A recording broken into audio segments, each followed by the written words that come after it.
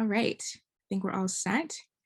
So my name is Danielle Tarigha, and I'm the author of Uplifts and Empower, a guide to understanding extreme poverty and poverty alleviation. And for this author chat, I'll be in conversation with Ghada Abdulaziz, and we'll both be chatting about our writing journeys, everything from our research and writing process to our promotion efforts now. And with that, I'll go ahead and get started. I'm already chatting, so I'll go ahead and answer the first question, addressing what inspired me to write and why I decided to write Uplift and Empower in the first place, what that process was like for me. And actually, just to quickly backtrack here, if you do have any questions for either of us, we'll spend the first 30 or so minutes just having a casual conversation, talking about our writing journeys, and then wrap up with about 10 minutes of Q&A. So if you have any questions, feel free to ask them towards the end. If we don't get to your question, don't worry about it. We're both easily accessible through social media and email. Anyway, kind of going back to the question now, my writing journey started in the fall of 2019. I just wrapped up a summer internship in the finance industry, and I was having a really hard time coming to terms with the fact that I was working on these $1 million, sometimes even $1 billion deals, but passing by homeless people on my way to work every day. And I couldn't really rectify the two realities and how closely they coexisted. It just seemed crazy to me. So I decided to go ahead and start the process of researching for this book in the hopes of inspiring other young people to learn more about the topic of extreme poverty and poverty alleviation, and ideally finish the book with enough background information to know what to research next, and then beyond that, how to make an impact in their communities and beyond. And as I mentioned, this is really more of a conversation. So Ghada, I'd love to hear from you as well. Can you please share what inspired you to write and when your writing journey began? Thank you so much, Danielle. As I mentioned before, when we spoke for the first time, I was really amazed by your book journey and actually by the topic of your book. And I think having a lot of great young writers like you is really a plus for our world. So thank you so much for your book. Regarding my book, so my name is Ghada Alrefai. Actually, I hold a degree in public policy management, and I know that public policy is one of the topics that I'm really passionate about. So when Professor Eric reached out to me regarding writing a book, I think the first thing came to my mind was how am I going to communicate my love to public policy to my audience, or the people who's going to read the book. And I know one thing also, that public policy in Saudi Arabia is a new topic, and people want to know a lot about Saudi Arabia because we're having a lot of stereotypes about the country. So I was like, oh yeah, I'm Saudi, I'm a woman, I can write that book. So I think that what really inspired me is my love to public policy and the amazing changes that happened in Saudi Arabia in the past 5 years. And I really wanted to document that. And it's been a great journey, I think, for it's been a year for me, but it's been a great journey so far. That's excellent. That's excellent. And could you talk a little bit more about the experience that you've had balancing, working full time, or even earlier, you've had a year-long process now, balancing between full-time work, being a full-time student, and writing a book. It's a lot to balance at once. So what has that experience been like for you? I think also after I finish answering that question, I want to hear that from you, but I want to hear about your experience. But I think for me, I was working for the first time away from home. And that was a really weird experience, if I might describe it as a weird experience, because I was in a foreign country. I was by myself. It was the first time for me, being alone by myself. So that was really hard. And working in education, it's education for vulnerable groups, or for refugees. That was almost a separate topic to what you're doing. So sorry, to what you wrote about. So it was really hard because a lot of the things that I do at work was more of dealing with vulnerable people, refugees, education, and all these kind of things. But going back home and counting all the blessings that I have, being a Saudi woman who have all these amazing empowerment, opportunities around the world. So it was mentally hard. But also physically, I had to, of course, I had to set up time to finish work and wake up early for 4 or 5 hours in the morning to just sit and write and do all the research. I think research was really hard because in my mind, I would like to find like all these like information in English, but no, not all of them like in English. So I think that was like a really hard thing for me, the research process. But other than that, I think it was a good journey. So I was saying like mentally it was like kind of hard, but physically I had to set up time to write and like wake up like early sometimes. Research was also an entertainment actually sometimes, because I really wanted to find a lot of resource in English, but it was really hard. Some of them were in Arabic, and some of the entities in Saudi Arabia were new, so I didn't find all this. Not all the time I found the right resources from the first time. I also remember that because it was Corona and COVID-19, so it was really hard sometimes to find a lot of the information. But like I really want to hear, I really want to hear about like your experience researching and like putting all these information. I know you're a very organized woman and a very like particular and particular. So I want to hear about that. Yeah, and it was actually really interesting to hear that you were navigating using materials in 2 different languages, because that, I think that would have added an extra layer to complexity to my process. So huge kudos to you for balancing that as well. On my side, I kind of had a similar experience, right, of having to balance my time as best as I could. So it's looked different for me from when I was balancing school with my author work with now balancing full-time work. So as a student, it was more having these like book days and school days. And I tried to do that because I was taking online classes, COVID. So like taking online classes and essentially taking the time to have days dedicated to just my book, my writing. So that was taking time to edit, taking time to promote the book, scheduling content, anything book related happened on these book days, I called them. And that was usually Tuesdays and Thursdays. And then Monday, Wednesday, Friday was my school time. So that would be, studying for classes, attending classes, catching up on lectures, taking notes, preparing for quizzes and tests, like anything that I was school related happened on those school days. And I tried my best to avoid overlapping because I knew that I wouldn't have the time later in the week. I think the biggest challenge was really on days when I had like a test or a quiz and I knew that I couldn't kind of backtrack from there and say like, oh, well, it's a book day, so I won't study because of course priorities, right? So that was always a challenge for me, was figuring out how do I balance these book days and school days in the best way that I can. But of course it worked out, right? Like I published, I've been able to kind of move forward from there. So on the school side, it was really more focusing on those book days, those school days, and trying to stay true to that promise to myself to balance those the best way that I could. Now that I'm working full time, I don't know if people in the audience have heard of this phrase of, working in 9 to 5 and a 5 to 9. For me, that kind of looks like working in 9 to 7 and like a 7 to 2 kind of thing. Like I've made it work for myself on my work schedule, but just getting things done when they need to be done. I'm really passionate about the topic I wrote about, so I really don't mind the late nights. And for me, it's more, if I need to stay up late working on content or coming up with a blog post or coming up with new ideas, I'll do that because I feel so strongly about teaching young people about poverty alleviation and sharing this topic with as many people as I can. So that's really kind of what keeps me going. On the research side to things, it was really a lot of just kind of addressing questions, like how do I answer these questions that I personally have? And I knew that because I didn't really know anything about poverty alleviation going into the process, that the same questions I had would be questions that other students would likely have as well, or people my age would likely have. So I went through, answered those questions and tried my best to be thorough, but also be concise as well, knowing that this really is just a guide. So I wanted to introduce people to these topics and then they could take the material and kind of add on to it as they saw fit to learn more about it. I think the hardest part was trying to decide what to write about in the first place and how to hone in my focus, because I had so many ideas when I first started, but the interviews really helps me in that sense of being able to use those conversations as a kind of a guiding light of what to spend a lot of my time on. But I would really love to hear more about your research process though. What was your experience like finding people to interview, consolidating your materials, and balancing that challenge of finding source materials, translating materials, etc.? Yeah, that's really amazing. Like when you said about I've never thought about it when I thought about research. I've never thought about it as like answering questions all the time. It's like I need to do research, but for what? You know what I mean? So like the way that you approach it, it was really amazing. Like answering questions, that's really great.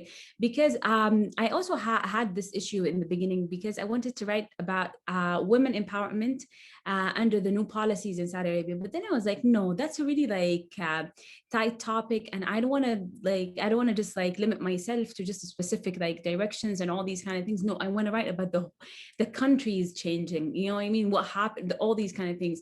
In the beginning, to be honest with you, Danielle, like one of the things that really like set me back in my research was like, so what do I really want to communicate to people? Do I really want to just write about public policy and like have this book in the shelf for like all other academics out there to write about public policy? But then I was like, no, I think like, yeah, we have all these resources.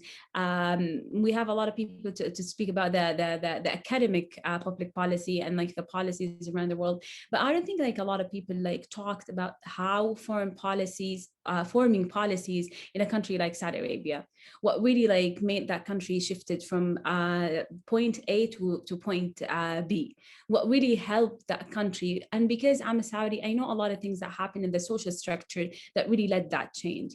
So I think that was like one of the things, the struggle that myself struggle with myself.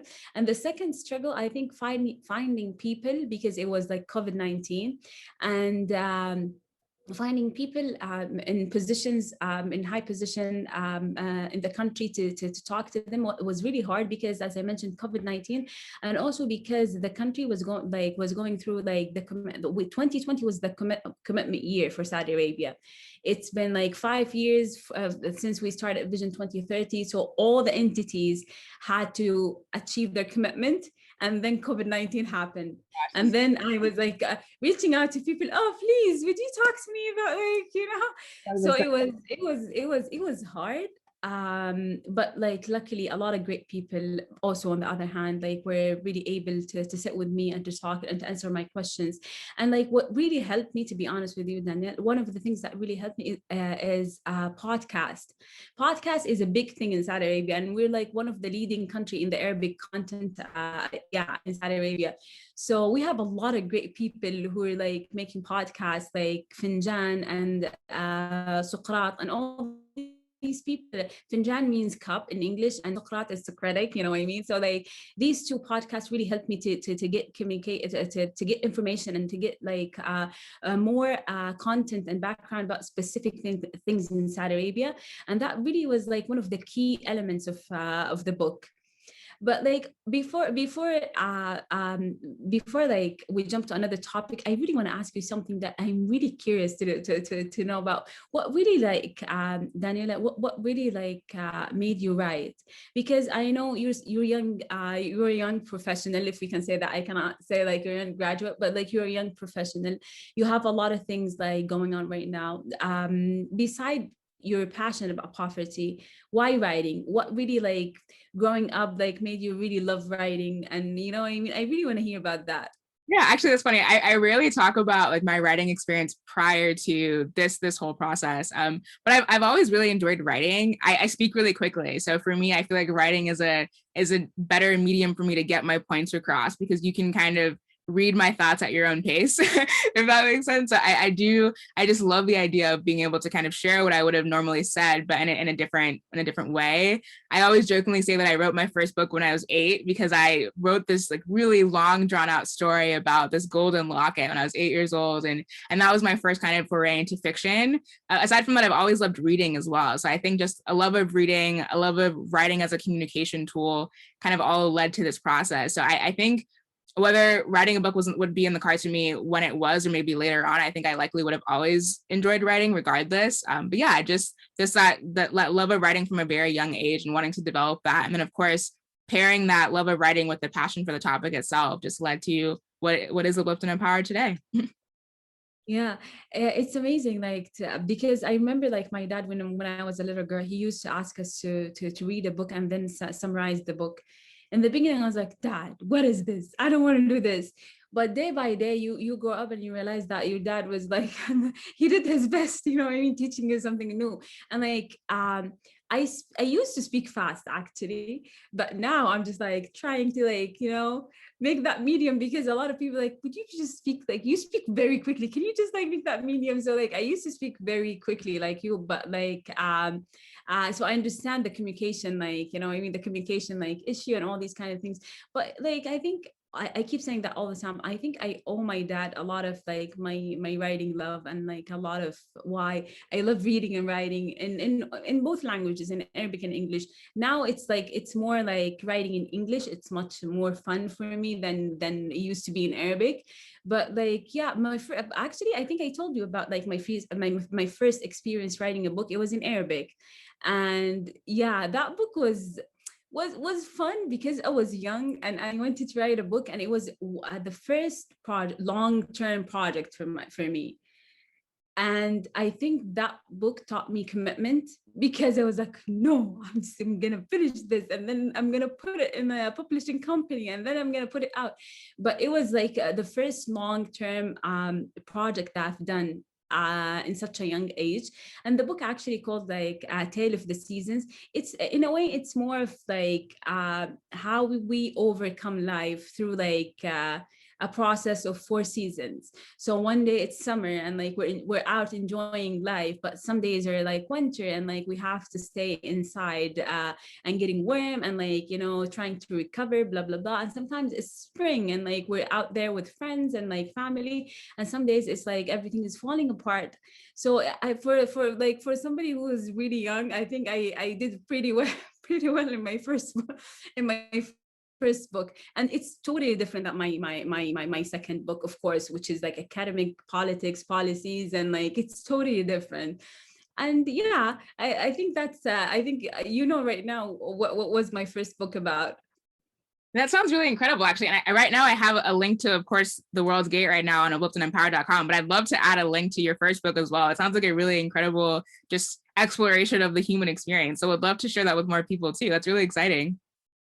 Definitely. Actually, by the way, it's in Arabic, and like I've meant to translate it, but I never had time to do that. But definitely one day I have to reread it and retranslate it again, you know. Yeah, I'm so excited to see an English translation come out soon, and then just spread the word regardless. But let's switch gears though. We chatted now about our research and writing experience, but I'd love to hear more about your marketing efforts as well. You mentioned having using podcasts as a tool to reach out to more people. So could you talk about what your marketing experience has been like so far, and what maybe some of the highlights and lowlights have been of that whole journey? You know, when we talked about right now, when I mentioned my first book, I remembered how my mentality was different. You know what I mean? When I was young, I was like more eager to go out and like to and like write emails to people and like go to companies and please read my book. I just want to publish this. I was like searching for the best companies, you know what I mean? I think when I was younger, I was like more outgoing when it comes to like reaching out to people and reaching out and talking about my book and all these kind of things. But like I think with the World Gate, I think I don't know what happened, to be honest with you, but I'm like more of like in the mentality of just like how am I gonna make this book the best book ever. So even with the marketing, like, you know what I mean, and outreaching like process, all the time I'm just like, oh, is there any best way to do that? How am I gonna communicate to people this book? Oh, am I gonna say the right things right now? Or am I gonna do this like at this time? But like mainly I've like this is about like self-doubts and everything. So I had to say that because, you know, as a human being, we have all these like doubts all the time. But like also the other thing, like I learned through the process of outreach and like communicating to people, communicating with people like through the process, I learned something really important about just do it. just go and do it. And yeah, so I've been using like a lot of like a lot of writing, a lot of text messaging, my friends and people who care about it. I've been posting a lot on LinkedIn. It's not my personality, by the way. I'm not that person who will go through social media and like, please go and buy my book. But like, if you're watching this right now, please go and buy my book because this is really important. But usually this is not my personality. And like, yeah, I have like a lot of like a systematic way of reaching out to people through social media, which is it's not my personality, but I've done that. And that really taught me a lot also about myself.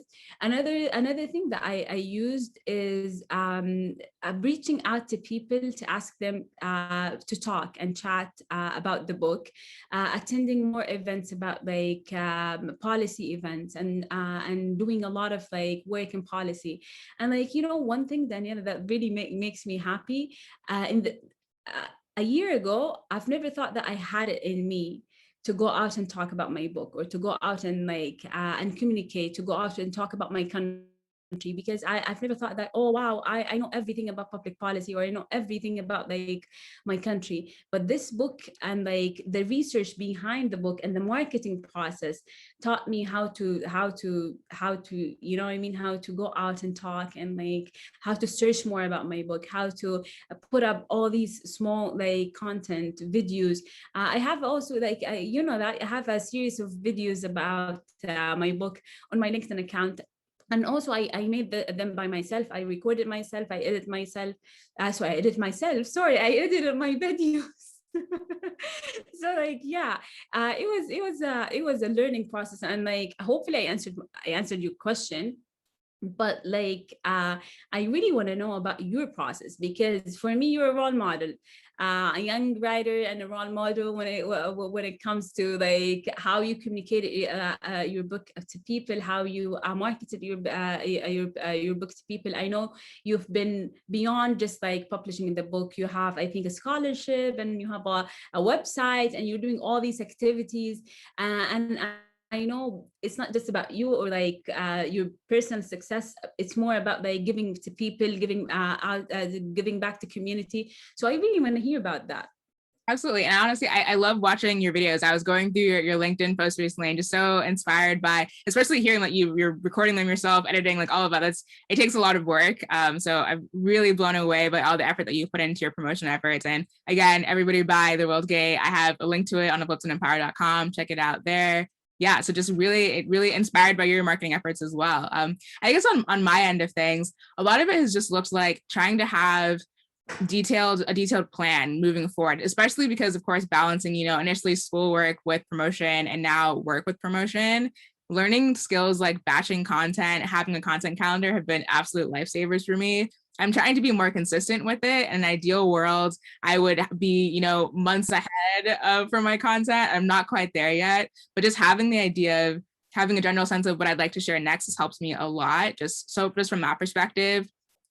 Also having kind of like series of content that I'd like to share. So I recently wrapped up a video called #doing the work, where I featured nonprofit leaders who I felt really embodied the values of uplift and empower. So trying to just kind of shift the narrative a bit. So instead of just focusing on like uplift and empower and my work, also shining a light on, amazing authors such as yourself and other nonprofit leaders who are really just making the effort to make the world a better place. I felt like when I was writing uplift and empower, of course, I kind of had to spend a lot of time reading about some of the negatives of what were happening in the world and like what kind of factors are playing into that. So post writing, I really wanted to spend more time highlighting those more positive aspects to just social change, social impact work, etc. So just really kind of focusing on how to shine a light on those more positive elements of things. And I think, yeah, in general, just planning has been absolutely crucial for me, but also just that passion for the topic kind of keeps me going, gives me ideas for content, and encourages me to keep reaching out to people, because I say this to aspiring authors to reach out to me as well. For every 50 messages I send out, I usually get like maybe 2 or 3 yeses each time. So it's just a lot of rejection throughout the whole process. But you have to just keep going, keep trying, keep planning, keep posting more events, keep posting, because you never know who's watching your content. You never know when that one post or one story or one blog will really make a difference and encourage someone to buy your book and spread the word about it. So it's really just been more of a learning process, kind of an uphill battle in a sense. But yeah, just overall really positive. It's been really great to connect with amazing people like you throughout the whole process. Oh, wow, that's really amazing. But also like, Danielle, if I want to hear one thing about you. So it's let me organize my thought, because like this question is not like even in the question list. But like, what would be like an advice or like a comment that you would give to people about how to put yourself out there, not just like for authors or writers or like content creators or any, it's just like a broad advice or comment how to put yourself out there. Like you're such young, you're a young writer, but like there are a lot of people who are doing a lot of great things in the world that's not related to writing, but it has to do, like they have to do, sorry, a lot of standing out and doing these things. So what's your advice or your comment on that? It's actually funny that you're asking this question, because I think if I had heard someone asking me this question a couple of years ago, I would have looked at them like they were crazy. I'm in the same kind of boat as you. This is very outside of my comfort zone. I'm a very introverted person. I like spending, I'm an only child. I like spending time by myself. Like I'm very shy. So it's funny that you ask this. And I guess in terms of advice, I read a book called Quiet by Susan Cain a couple of years ago, where she kind of talks about the value that introverts bring to society in a world that really focuses on extroverted opinions and just social figures as well. Like a lot of the world is very extrovert centric, but introverts kind of have a soft power that they can really use to their advantage. So I'd say for people who are shy, just lean into yourself, like lean into the unique values that you bring forth as an introvert and allow that to shine through what you do. A major part of being an introvert is kind of a lot of introspection that comes with that, spending a lot of time in your own head, like planning, thinking. So use that as a tool to help you engage in a more thoughtful way when you share content with the world, when you host events like these. Like just kind of focus on the strengths that come with being an introvert and use that to your advantage. In terms of really like making the effort to be bold and step out, I'd say what's helped me a lot is, of course, wanting more people to hear about what I wrote. I think that's been the biggest push for me. Do I like chatting and like these events like these and like posting the videos later and feeling like, oh, I have to like watch this again later? Like, you know, like you have all these thoughts and self-doubt. It's nerve-wracking. It's scary. It's not always positive. If you feel like you messed up and you're thinking about it for ages after, but at the end of the day, it's not really about me. It's about the message that I want to spread. It's about telling more people about extreme poverty, and that always comes first. So whether or not I feel confident, I'm confident in the material that I'm sharing. I'm confident in the values of my book, and I want more people to hear that. So I will have to just kind of silence those voices in my head for the sake of spreading this message and encouraging more young people, because I really do feel strongly about our generation being the generation that ends extreme poverty for good. And I can't spread that message if I'm shy and in a corner in my room just sitting by myself, right? So like I have to do things like this. I have to step out of my comfort zone. So it's kind of just kind of pushing yourself to do it, because you know that the value and the purpose is just beyond yourself. And a lot of anxiety is like very I focused, right? So just going beyond you and thinking, this is no longer about me. This is about my message. So what can I do with that in mind? But yeah, so I guess short answer to your question is just be bold, just go for it, because it's not about you, it's about the message. Yeah, and don't take no for answer. I think yeah, that's really amazing. But also that really like lead me to our, like to the question that we talked about, imposter syndrome. I want to hear from you first before I go and talk about that. But like, I know that imposter syndrome is not just working on writing, but sometimes even like stop people from doing things. It's not just writing. So you go first. I wanna hear from you about this syndrome that really sometimes put us back. Yeah, and I won't spend too much time on it because I want to make sure we have time for audience questions. Believe it or not, it's already 7:30 here. It's crazy, time is flying. Oh wow. Yeah, it's 9:30. Yeah. But so I guess a quick kind of just like dipping my toes into the response to this question would sound like, on imposter syndrome, it's kind of tough, right? Because you're faced with these inner thoughts that convince you that you're not capable of doing things that you can actually do. So typically I just say, be yourself and believe in yourself. And I think that helps, just keeping in mind, you don't have to pretend to be someone you're not to do the things that you want to do. And if you focus on being the best version of yourself that you can be, instead of, you know, the people you're comparing yourself to, you'll make it a lot further in that sense. So I focus on that a lot. Just like, how can I be my most authentic self? And how can I work on believing in myself enough to know that when I set a goal for myself, I can accomplish it if I try my best to accomplish it. Does it make things easier? Sometimes it does, and sometimes, I'll be honest, it doesn't. But just that process of remembering, am I being my authentic self? Am I putting in my best effort? and just kind of quieting those voices of comparison that go on in my head helps me to just move forward and at least take a step toward trying, because that's always a big thing too, is just making that effort in the first place and not comparing yourself to people who are likely more experienced than you in some cases, or if they aren't more experienced than you, then yeah, like you're not really an imposter in that case either. So just be yourself and believe in yourself enough to make that effort to accomplish your goals. But of course, we'd love to hear from you on this one too. How do you combat imposter syndrome? I'm like, what you said is like really like applies on me, but like I just want to I want to share one thing. I told myself and I convinced myself actually that like if I make a mistake, it's life, so I can go back, not in time, but I can go back and fix that mistake. It's okay. So if I wrote like 50 percent good whatever book, I can go tomorrow and like rewrite that book and make it 100% like perfect. So I really convinced myself that, you know what, Ghada, there are a lot of times and a lot of opportunities to make mistakes and correct them in the future. And like I think that this statement has been helping me a lot in the past year, because before I would never leave the comfort zone without making sure that like, yeah, I have like all the tools to success and do all these kind of things. But like now I'm just like, no, no. I'm gonna take the opportunity. Even if I fail, it's okay. Even if I make mistakes, it's okay. And I think that really helped me a lot.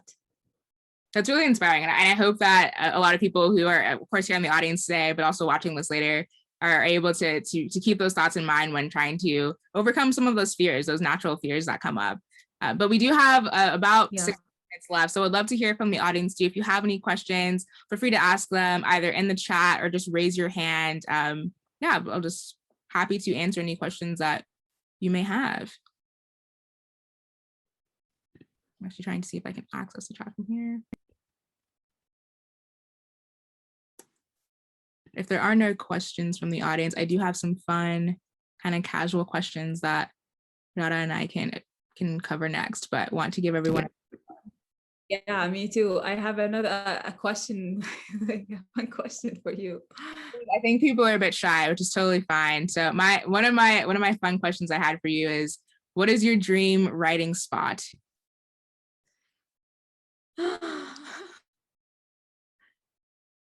I think I like that. It's not a dream like writing spot, but I think like my old apartment in Washington DC, that would be like, I wish like last year I had that like spot in my apartment to rewrite my like to write, or like to have time to write about my book. I don't know. I think like my old spot in my apartment in Washington DC.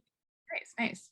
I don't know It was small, but it was fun. Like, I don't know, it was small, but you can see everybody around. You can say hi to your neighbors. But like, yeah, it was an amazing place.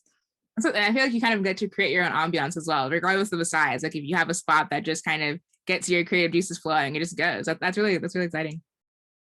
Yeah. How about you? I wanna know about yours. I was just thinking about this question earlier today. I think I always say Paris because I think there are so many cool like artists and writers who write in Paris and just feel inspired. That like you always hear of as like, it's kind of like a cliche in the writing world of like, I'd like to write my book in Paris. So I guess, yeah, just like fulfilling that cliche of writing in Paris for a bit, I think would be fun. I did write a lot of Uplift and Empower in Dakar, Senegal, which is like a francophone country. So I kind of was like Paris adjacent for a bit, but would like to actually like be in Paris and do some writing. Like I left Paris is one of my favorite cities around the world. So like I understand that. Yeah, why not? Right? I think it'd be cool. I guess another fun one too. So outside of writing, promotional efforts, everything to do with the World Gate, what do you like to do for fun? Like what are some That's a really like good question, because last year I started horse riding, and like since I started that like sport, nobody can like take my mind off like horses and riding and all these kind of things. So like recently what I really love to do away from like writing and reading and searching and doing all these kind of things. And beside dancing, I love to horse ride. That's one of my favorite like activities around. Like, oh, I love it. That's so awesome, actually. And funny enough, this is a really weird fun fact, but I was raised in Ocala, Florida, which is one of the horse capitals of the world. So I also really like horseback riding. So it's really cool that you have a shared interest there. And I used to dance a lot when I Yeah, was. together. We So should go for horse riding. Yeah, when yes. that's really cool. But also, I want to know what's the fun activities or like things that you do like when you're free and when you're not writing or doing anything that's related to work. So this year I got into knitting. So I've been knitting a lot recently. I've made a couple. Cool. I made myself a tank top very recently, and I'm working on my first sweater. And then outside of knitting, I'm learning how to sew now as well. A lot of just like slow fashion. That's been my theme for the years. Just been making things with my hands. So those are my Wow, pandemic activities. yeah, that's really cool. Yeah, that's really cool. I like how we like, I don't know, this is the creative, like a creative, like, you know, things that you do with your hands. Actually, like, I want to know, do you write on your laptop or like you have like a journal in which like you just write down all the ideas? How do you do the writing? Oh, Is it like with your hand? Yeah. yeah, it's a mix of both actually. So I do a lot of like writing in terms of like kind of translating research notes and all of that. I do a lot of that on my laptop, but if I have just a random idea, I just try to have like a notebook or a notepad near me all the time just in case. But I do think it's a mix of both. I like writing. I like the process of writing, like the actual physical act of writing, the process of it. So I always have like a notebook and pen around me, or just I'll type notes on my phone or my laptop, wherever. So it's a mix. But what about you though? Do you like typing more? Are you more? It's no, it's funny because in Arabic I use my journals. Oh, In okay. English, I do my laptops. I don't know how, but like in like my laptop and my phone, I use them for like English English like, you know, stuff.